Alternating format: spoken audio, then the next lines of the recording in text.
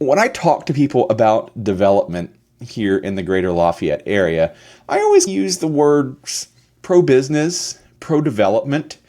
And I know it drives some residents nuts that they think that our local politicians are just rubber stamps for whatever anybody wants to do. But I would push back on that a little bit. I know many of them personally. I know that they're just individuals just trying to do their best in the world.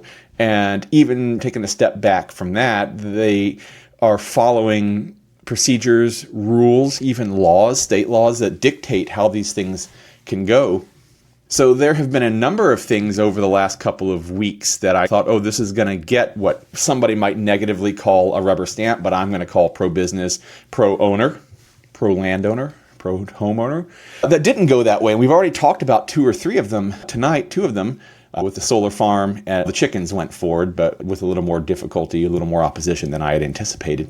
But this one is in that same category. And this one I do understand, but we've heard a lot about the LEAP pipeline over the last couple of years. And this was a pipeline that we're going to drill these giant radial wells that we're going to suck up all the water from Tippecanoe County and send it down to the LEAP district down south of here.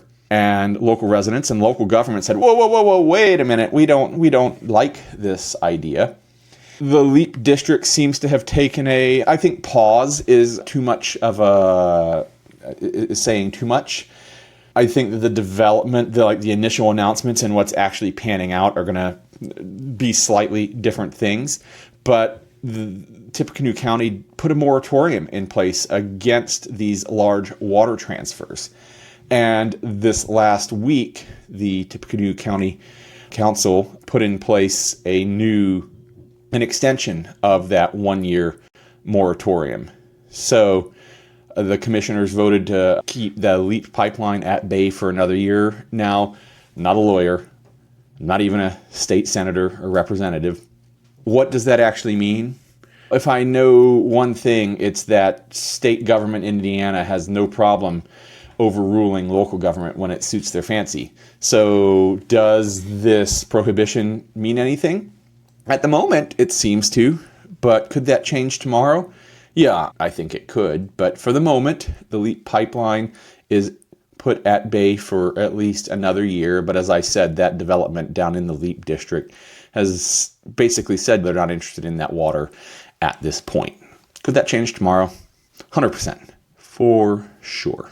If you have home, if you're concerned about water here in the Lafayette area, we have it.